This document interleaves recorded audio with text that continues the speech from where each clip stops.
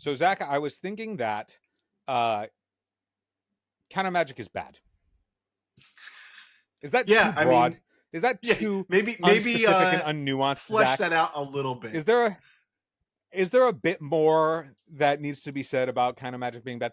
So I think I wanted to come back around to an episode topic that we've done before, which we've spoken about how counter magic that costs mana has been bad for a while.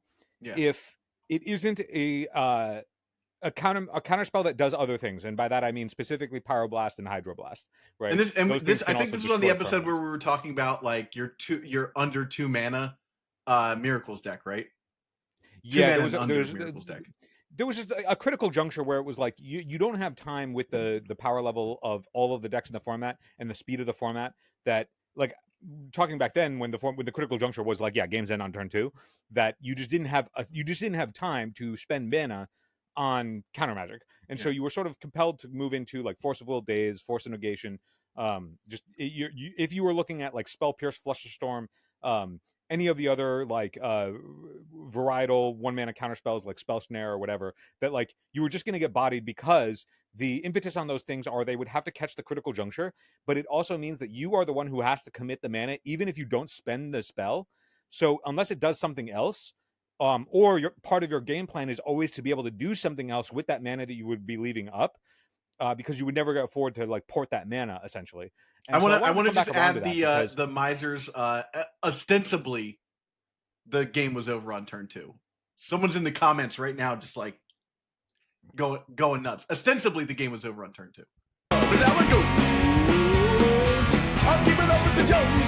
Hey, I just want to give a quick shout out to all of our Patreon supporters out there. Thank you to the Dirtle Maniacs. If you want to be a Dirtle Maniac, go to patreon.com/eternaldurtles and help support the channel. It keeps things going. It keeps things updated.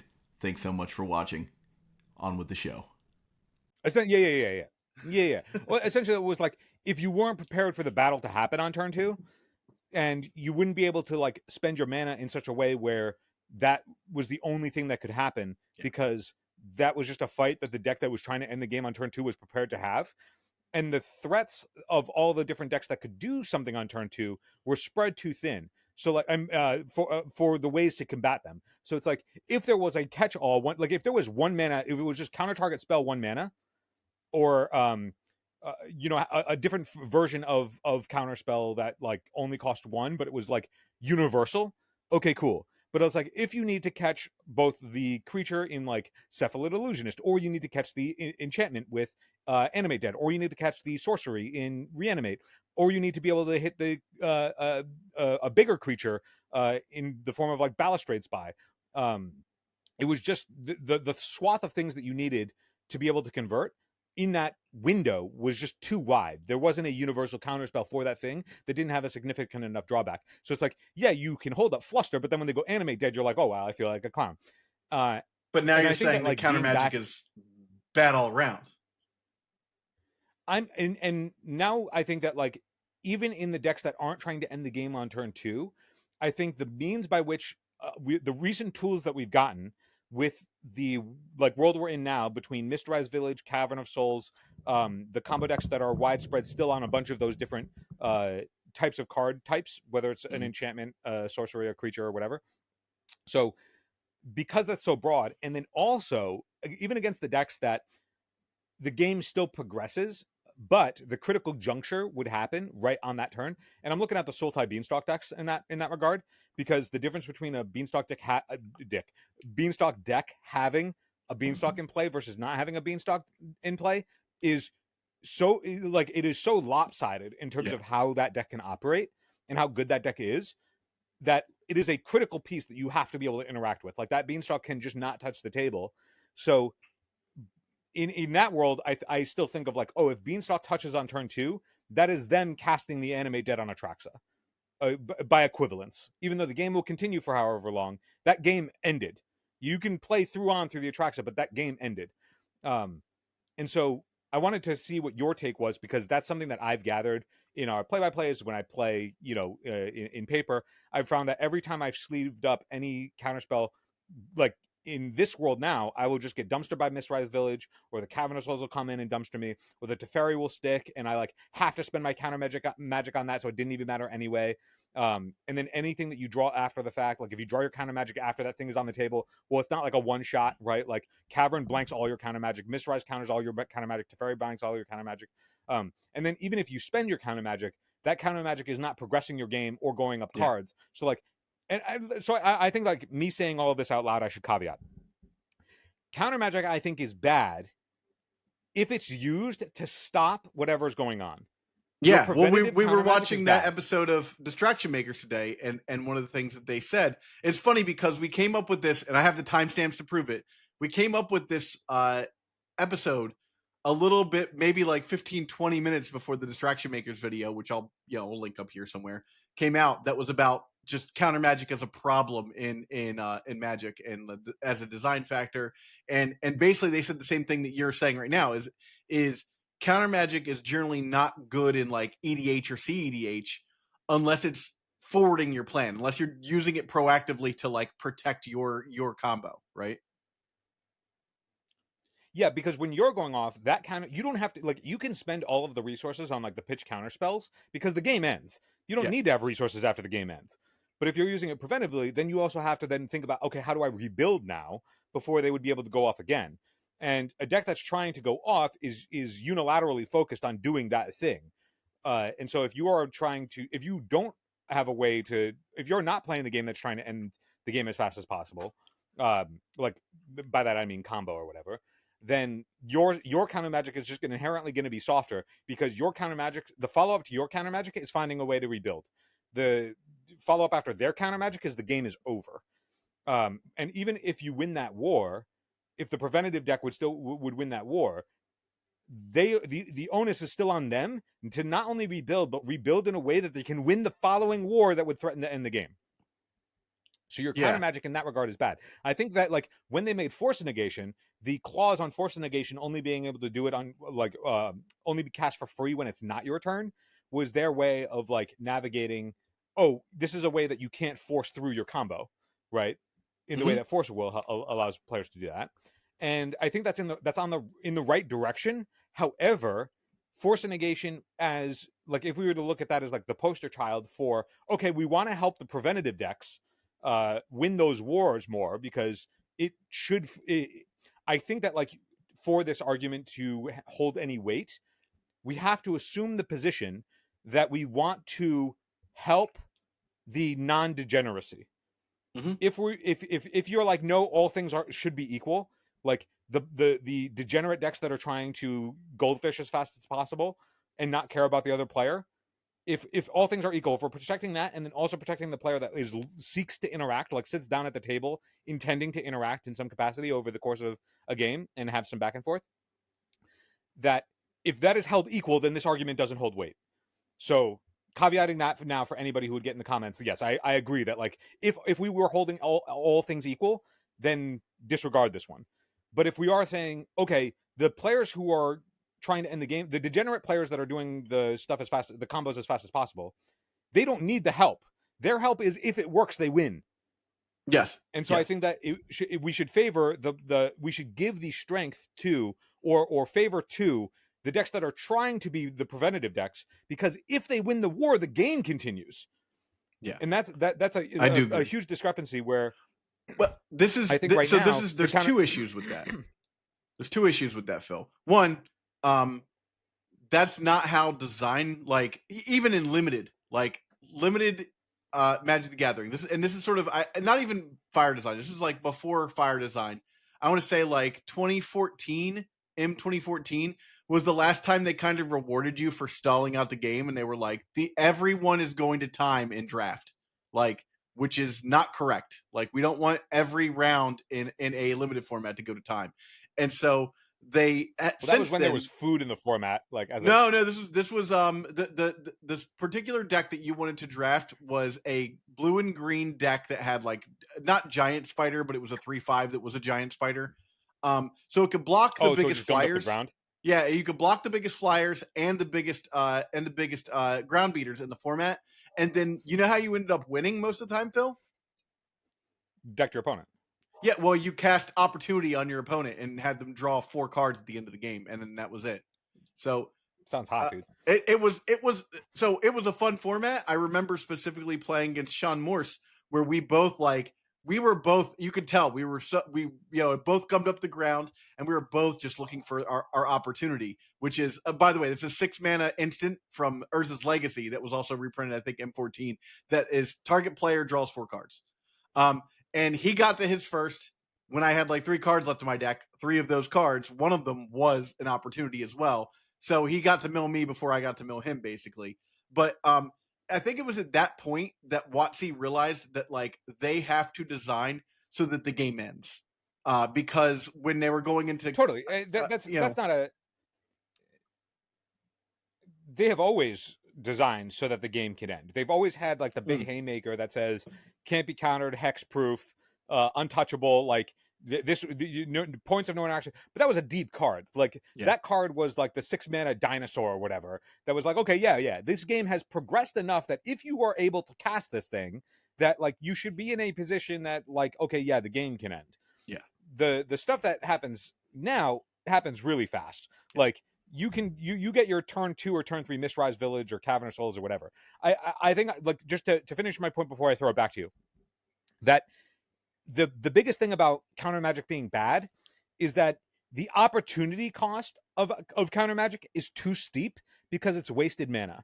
And if it's not guaranteed, then you don't and maybe it wasn't so bad when the format would go like if games were reliably long enough, and it doesn't have to be like super long games, but just long enough that at some point, oh, okay, even though I had this spell pierce and I've held this spell pierce up by choice, 3 turns this game. So really this spell pierce cost me 4 mana over the course of this game if I wasn't able to use that mana in some other way.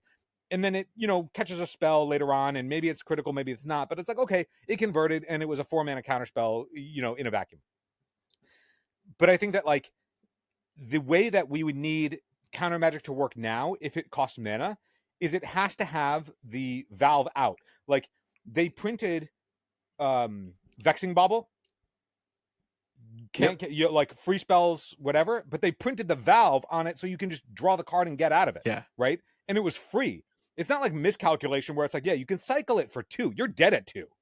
Well, this is the second point I want to make, Phil, and I'm going to share my my current breakfast build here so that people can see. So wow, you guys are getting a treat. Yeah. What you're looking at here is what I call voice breakfast, and so all of the what's the word I'm looking for here? All of the mantras that you just put forth, all of the theory that you just put forth is kind of fluent in this deck because the card that I didn't even think about Voice of Victory and all of that, dude. Yeah. So Voice of Victory is the other Teferi, right? Like, so it used to be you'd play Teferi because like why not? Like that's the card that allows you to do nothing and win the game. But we've taken Teferi out and we put in Voice of Victory because not only does Voice of Victory have that effect, especially the times that we need it, it has the pressure valve because it doesn't work on our opponent's turn, right? Like we can still cast our counter magic through it, right? And then it's a beater on top of that. So sometimes it's just a fair magic card that comes down, scares the crap out of your opponent for a few turns, lets you attack, and let's just add one more layer to it. If you have Nadu out, you play this and you can target the tokens, like you're drawing like 15 cards. You're drawing a whole library. Yeah. Yeah. So this is the card that like just it is exactly the things that you were talking about. Voice of Victory in the Cephalid Breakfast deck does everything that the Cephalid Breakfast wants because you still get to cast your Force of Wills. You're even still playing 2 Dazes in the deck, right? You can still interact with your opponent on their turn, but they can't interact with you on your turn. And it's also a fair magic card. Finding the right high-end cards for legacy, vintage, pre-modern, or old-school Magic can be challenging. That's where friends 3-for-1 trading come in. 3-for-1 Trading is one of Europe's top Magic the Gathering retailers with an incredible selection of premium singles, sealed product, and even full sets, all available with free, fast, and secure worldwide shipping. They add fresh inventory every Wednesday with weekly deals and discounts. So whether you're hunting for that elusive piece of power, a legacy staple, or something spicy for your collection, they've got you covered. First high-end orders over $500 or €500, use the code EDFREE to get free worldwide shipping. Check them out now at the number 3, the number 4, the number 1.gg/ED. That link takes you right to the shop and helps support the channel. Huge thanks to 3for1 Trading for supporting the Legacy community. Now back to the show. Yeah, and I think that this is where the difference between Voice of Victory and all of those, like those cards that are essentially saying your counter magic is blank, or any of those interaction points are blank, though they're printing those cards that blank those text boxes and have upside.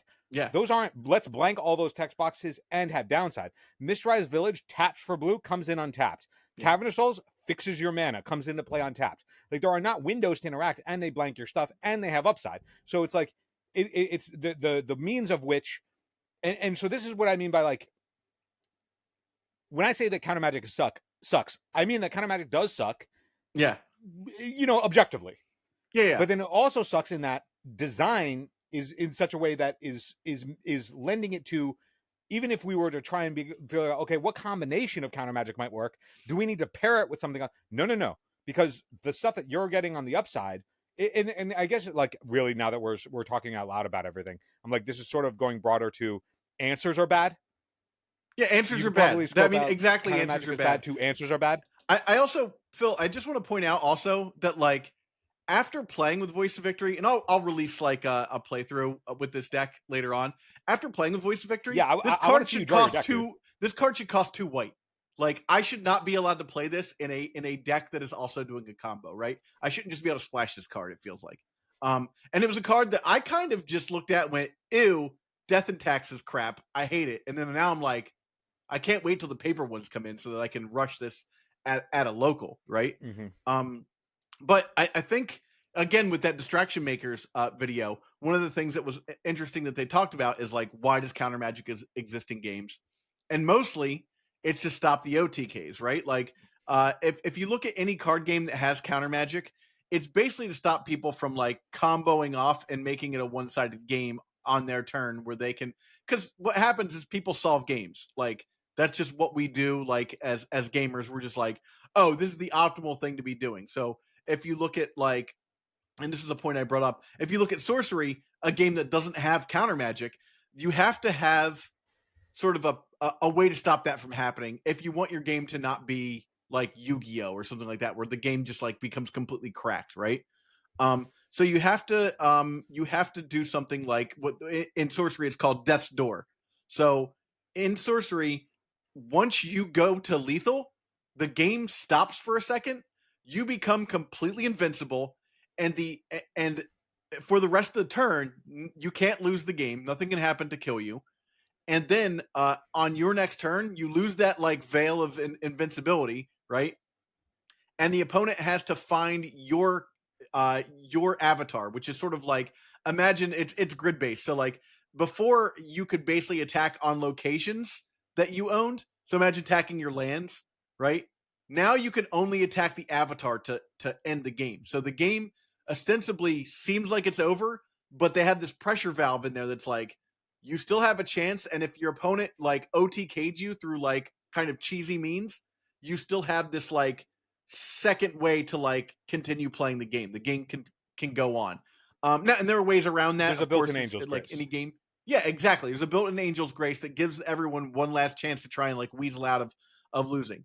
And it's kind of elegant design in the way, like, you know, I'd have to show you how Sorcery works, and one day we'll do that.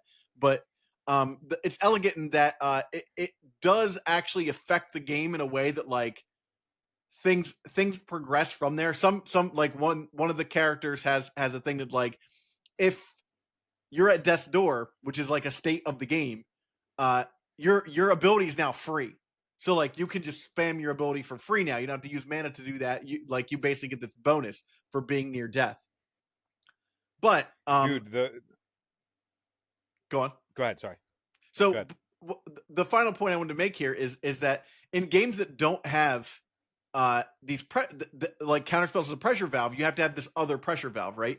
But then the other thing they talked about was how like since Visions when Necrotal came out, Magic has been trying to make it so that you get value out of your creatures even after they're removed. Now, if it's countered, ETB effects don't happen, right? But now we've got stuff like Sowing Micah Spawn's a classic example, had a cast trigger, right? And so they've been doing this thing where like it feels bad to get my spell countered, and then they're like, okay, well you're gonna get through with that, or then it feels bad when my opponent like Swords to Plowshares my Atraxa. Well, don't worry about it, little boy. You get 5 more cards. That kind of thing. And so in that resolve, counter magic's super important because it does balance things out. But is it a great answer to everything? It's not the way it used to be. It used to be, Phil, people like, I think the number one biggest thing for me growing up with Magic in the 90s was the number of people griping, just losing their minds about how the fact that Force of Will exists is not fair. That they got by a Force of Will in the game they were playing. And I will immediately tell you that those people were bad Magic players that were like not understanding how the game worked, but were just salty about the fact that their spell got countered. But they would be like, it's not fair. My opponent can tap out and then like pitch a card and counter my next thing without doing anything. But I truly believe that in that era, Blue didn't have a chance to get back into the game without Force of Will, because you need to like have that like critical turn where you're like, I'm going to cast my Air Elemental for 5 mana, go, and then your opponent's like, all right, shields down, let's go, right? But now I think that like it is a necessary evil again to have Force of Will around, but Force of Will days, all those cards. If one card in your opponent's deck blanks you, like Voice of Victory, they've essentially mind twisted you. I think that like there's a bunch of different pressure points on, specifically a Force of Will thing where like the drawback is you need to have a blue card. Like I am not alone in I have lost an uncounterable number of games with a Force of Will in my hand and not the blue card to Uncountable. Um, Uncountable is what we're talking about. Yeah, it's but my take here is uncounterable, Zach. Uncounterable games. An uncountable number of games. Yeah. So like, and it's like Force of Will being like the boogeyman in that regard. It's like, well, Force of Will has a drawback. If your Cavern of Souls or Mistrise Village or Voice of Victory or anything else that just fully blanks an entire swath of interaction, it's like, okay, yeah, Voice of Victory, when it ETBs exile a white card from your hand or sacrifice this creature, like, well, that's a whole different ball game. But like, it sounds like that would be crazy. Like if it was like, okay, Cavern of Souls enters the battlefield, exile a land from your hand or sacrifice Cavern of Souls, right? But like that's what Force of Will does, right? And we're so accustomed to that, and we're so accustomed to that interaction. But like the other way around, it's like, and theoretically, Force of Will is blanking the text box of whatever it's countering, even though that text box will still exist in other zones or whatever. Whereas like I can't use my counter magic in a way that means anything if it doesn't have a function, right? Like your creature can have anyway. Not to go down. It's upsetting that you can't pitch a daze that's no longer usable to Force of Will, because Force of Will also is no longer usable. I mean, it's just like the notion that like, okay, I'll play this Cavern of Souls. It'll fix my colors, but like, I think that's like pretty. Well, like that's pretty evident. Like the notion that it would be like, yeah, exile a land to put in Cavern of Souls into play untapped. Yeah. Otherwise, give a player a window to interact with this thing that's otherwise going to blank a bunch of text boxes. But like without any downside or any other necessary resource, like think about that. Like how crazy does that sound? No, its drawback is that you have to play a tribal deck is what they thought, But obviously that's not how things work out. It just protects the one thing that closes the game. I think we're also missing another thing here, Phil, is that there's so many, like back in the day when counter magic was great, right? You had to cast everything. Everything that happened minus Mishra's Factory, you had to cast, right? You had to get into play somehow, right? But now you have cards like Urza Saga, right? You're not trying to go that way, like, oh, you have Cabal Therapy from the graveyard, right? Off of like a Narcomoeba mill or whatever, coming from Dredge, You have triggers on the stack for Narcomoeba or for what's the plague card? Plague Bearer or whatever. The 3-1 that we were just talking about in the Extra Turtles episode. Poxwalkers. Poxwalkers. Yeah. Poxwalkers. So again, an uncounterable thing if you're playing like a dredge style deck or whatever like that. Not to mention Oops All Spells exists, right? But these are all interactions that don't allow you to counter them, unless you're playing Stifle, which is a whole different thing, right?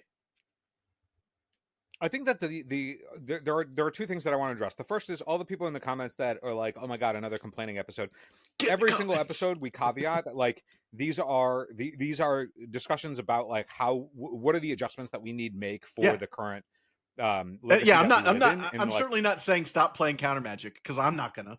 We seek to solve problems, but at the same time, if all you hear is complaints, good on you. I hope you're doing well and everything is okay.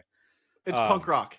On the point of Countermagic, I think that in addition to the opportunity cost of that we were talking about before, I think the other thing that inherent about Countermagic, which makes it weaker than everything that it would otherwise counter, is the Countermagic is only as good as the thing that it gets to catch. Yes. Like there is no implicit, like if you have Countermagic that like if you have actual counterspell in your deck, that counterspell's range of how good that thing is ranges from I stopped their best thing to I just had to spend this on whatever I could to not waste any more mana. So like the same thing, even a 0 mana counterspell, if that counterspell isn't protecting your proactive thing, and that might just be like when you're thinking like how we play Countermagic now. Yeah, you have to throw your Countermagic and hope that it's good enough to not die sometimes, of course. But like, if you're thinking like what this Countermagic has to go in doing and what it has to actually follow through with on whatever deck you're bringing to the table, but like the notion that like, oh man, like Force of Will is the boogeyman. You don't know how good that Force of Will is ever going to be. Yeah. There could be a world where like you cast a thing and you're like, okay, I guess I have to spend my Force of Will on that. Like, I mean, the number of times that people have been like, okay, yeah, Thought sees you, and you're like, well, I guess like I don't know, do I spend 2 cards just to protect the information that is that otherwise doesn't matter now? Yeah. Just to like try and play the head game that maybe they don't go off, but like if you think about that for a split second, then they go off anyway. So you have to like sit down at the table being like, okay, well, if they spend a Thoughtseize, I have to like snap fire off a Force of Will to protect like the other thing that I don't have in my hand, but maybe I can bluff it, and maybe they don't go for it. But like, are the decks even like soft enough that would even matter? Like, could they still go off and beat another counterspell anyway? Like, who you know what I mean? Like, I think that like you need to have to not know what your Countermagic will actually do is another reason why Countermagic now is wholly bad. Not only is it a liability throughout any position where there's all of these different tools across all these different archetypes that could just go off. Eternal Dirtles is proud to be sponsored by Moxfield.com. Moxfield is the best deck building website on the internet. You can find all of my and Phil's decks in links below, including decks from this episode. And if you do, you'll be directly supporting the channel. Yeah, so long story short there, I think that because like if we were to just contextualize what your Countermagic looks like in your deck, if you are using it as a means to protect whatever it is you're doing, you know the value of whatever that Countermagic is. You're playing Breakfast. You're like, I'm going to put the Breakfast combo into play, and I'm going to force whatever is trying to disrupt that combination of cards. So I know my Countermagic as a Breakfast player, primarily in a vacuum, sitting down, not knowing what my opponent is on, my Countermagic is to ensure that my combo happens. That is a specific value that you can ascribe to your Countermagic and then figure out how much Countermagic you actually want in your deck to be like, okay, these are the components that I need to execute the combo. That means that I have access to these cards, and then this is the broadest stroke swath of thing that I can use. I allow Force of Will to stop theoretically, like it is a counterspell that theoretically counters anything. So you're like, okay, whatever the interaction might be, whether it's a creature ETB or if it's a instant trying to interact, or if it's an artifact or an enchantment trying to come down to disrupt whatever it is before I would be able to go off, Force of Will theoretically can catch all of those things. And so you can go, whatever stops my combo, this is what this Force of Will does. Now, if you're preventative, you don't know what that value is. Yeah. Well, this is the point of the episode, Phil, where I think I walk you up to the cliff and I say, Should you be playing Miracles? No, I fucking hate that, dude, because like that's literally the like am I even valuable to the podcast at all if like that's the only lens that I can be viewed through? Like I'm looking at it as like if you wanted to sit down and do anything other than goldfish, like Yeah. if you want to use your counter magic to goldfish, like okay, cool. That's like but like if the world is only subsidizing goldfishing, like is there a means to do anything other than goldfish? And if there isn't, then like are there is that excuse me. I'm dying over here. Is there even a value to trying to decipher if there's a way to advance that type of gameplay? Because if there isn't, cool, then we'll just be off it. We'll never do an episode like this Yeah. again. But if there No, is, no, no. I think there's value to it for sure. But I think inquiring minds, I would be remiss if I didn't pull the Greek chorus and ask the question that everyone's thinking. Literally every single episode, I caveat that I am aware of my willing handicap of playing the deck that I enjoy and trying to solve it. I understand that it is not good. The archetype that I play is bad. I have openly admitted that it's bad. When people are like, "Hey, should I play this or what build should I play?" Before I give them any interest, any insight as to like my thought process about anything, I say, "Don't do this." If you aren't looking to like specifically enjoy the play patterns, because you will lose. Like that is like if you are listening to what I'm doing, thinking, "Oh, Phil is just trying to figure out a way to make like the exact one type of thing that he likes doing the most viable," I am of no value to anyone. Yeah. Yes, my archetype that I enjoy is not a playable archetype. I play it because I enjoy it, not because it's good. And I'm because you're committed to the bit. Yeah, I'm not advocating to do something so that suddenly I can be, at the competitive tables again. This is literally like my experience of, until like we figure out, am I totally off in like the notion that like when I say counter magic is bad, don't play, win conditionless control decks. Of course, don't play win conditionless control decks. Don't follow in these footsteps of mine. I'm saying that like if there even is a like even if you're in the like, oh yeah, let's just play Beanstalk, we'll do the thing. Well, I would presume that like the force with the Beanstalk, like in that regard, that like your counter magic in that regard with Beanstalk is I'm protecting the Beanstalk, because as long as I have Beanstalk in play, I don't lose. Like that is the presumption of a Beanstalk player. Even if you were to go, okay, if I have a Beanstalk in play, then it doesn't matter what I fire this Force of Will off on, because that Force of Will is just literally a cantrip. It's a 0 mana cantrip that they would otherwise then theoretically interact with. But whatever it catches, it doesn't matter. It replaces itself. It's a card. It's a 0 mana cantrip. So like at a baseline, if your deck is operating in the way that you want it to, 0 mana cantrip is good, right? Yeah. 0 mana cantrip that interacts with anything is good. Gitaxian Probe's fucking banned, right? And all it did was let you look at your opponent's hand, and that crumbled the game down to shit. So like essentially it's like if the counter magic against strategies that are not trying to end the game as fast as possible or only protect their own thing, like is preventative counter magic a reasonable thing for the game to try and buoy, whether that be like a design implementation, whether that be through like, is there a world where like that is a desirable thing? And if it is, what would it look like in a way that doesn't make that the best thing to do, and then isn't used in a way that ends like by the proactive players that are trying to end the game as fast as possible in a way that like it's like when Pact of Negation is spoiled, your first like I wasn't around when Pact of Negation was spoiled, at least I don't remember, but like, were you, Zach? I was not. No, it was in between my time. If anybody is, I'm curious. Would there when Pact of Negation was spoiled, were you like, oh sweet, I can like when I have 5 mana, I'll be able to like do my thing and then pact and then untap and then pay that mana? Like, did it ever think that like the cost of the pact was something that would be like part of what the use of that tool is, as opposed to just being like, no, this is a single card way to protect my combo kill as early as possible? Like, I'm positive just because I know how I played the game before Pact came out. And if you had a free counter spell, you would immediately be thinking, how do I end the game before I pay this? Like that's just baseline, Yeah, and that like is like the farthest end of the spectrum as to like, yeah, the only decks that play it are the most degenerate decks that make what I would think is an experience of an interactive card game abysmal. Yeah. And so like, but like all of the tools Before that are available to us are the ones that just cut off any means of whether it's a Pact of Negation or a Mistrise Village or a Cavern of Souls or a Voice of Victory, or like it just says you don't interact with me. Don't Yeah. interact with me. And then I go, okay, well, do we care that there's players sitting at tables? Because otherwise, it was. I heard it in a Bosch and Roll video recently where he was like, "Why would anybody do this? Go high five the wall." Yeah. Agreed. Yeah. That Well, was potent.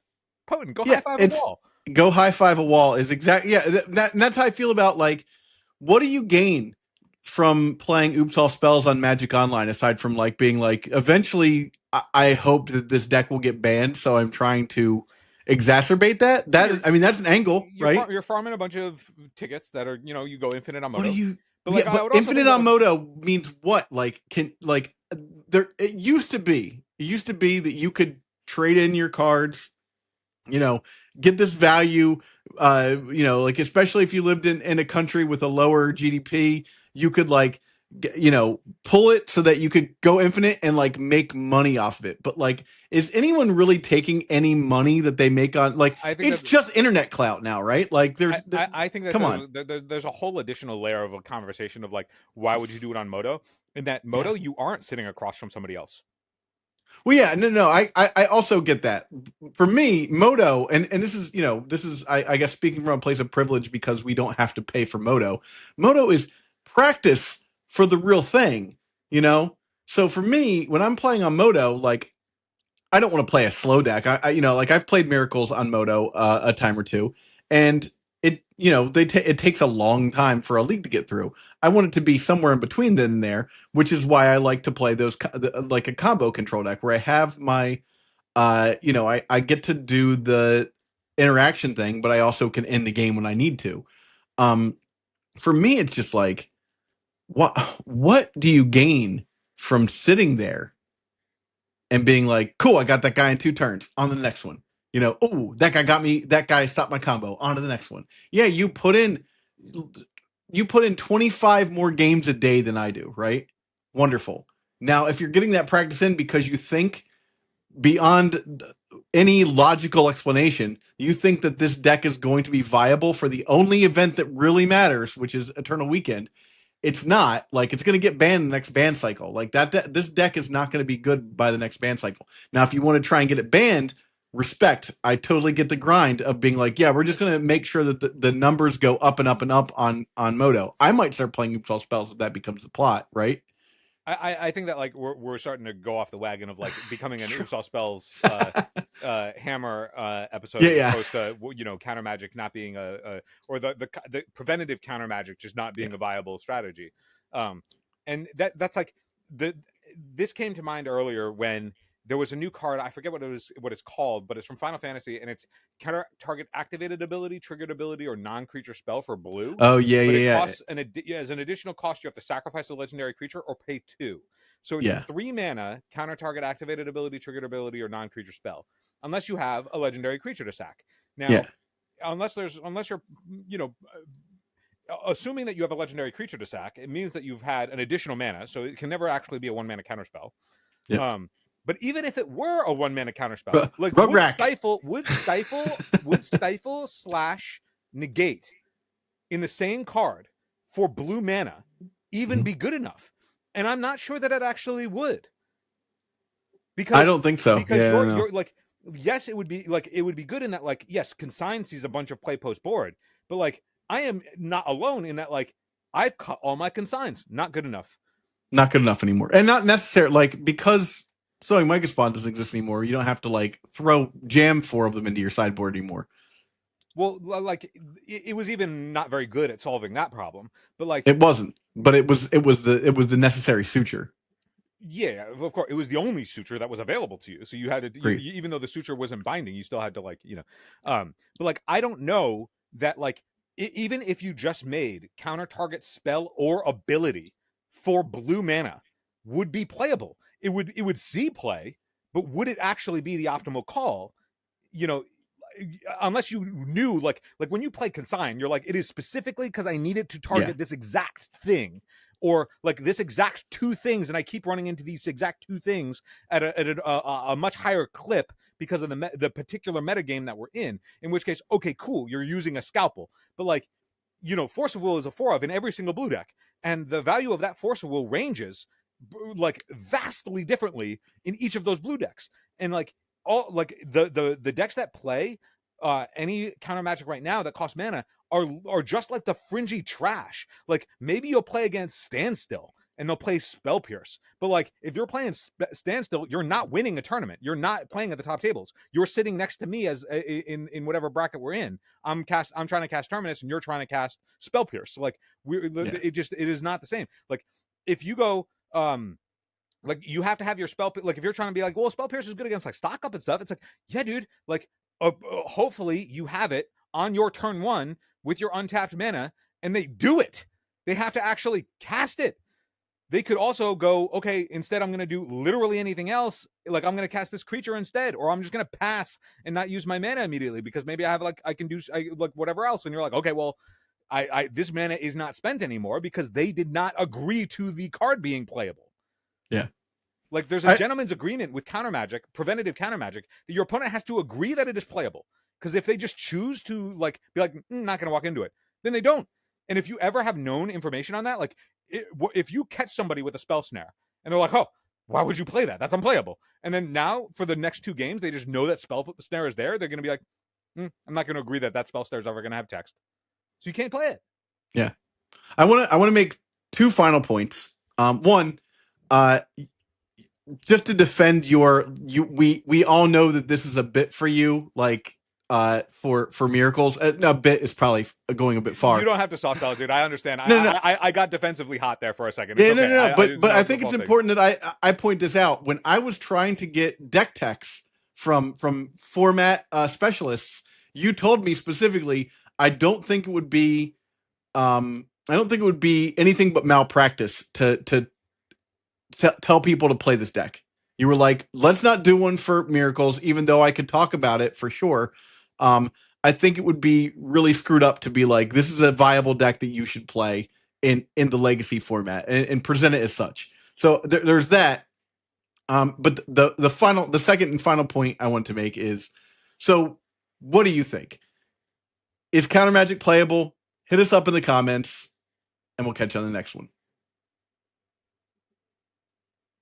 Hey, if you enjoyed this episode, hit the subscribe button. It grows the legacy content ecosystem we all love by relaying to the platform that you are part of our passionate community. And to go even further, click the links for subscription or to support directly via Patreon to help us create more content for you. Patreon supporters get 4 exclusive extra episodes per month. If you're listening on an audio platform, head over to patreon.com/eternaldurdles. Thanks so much for your support.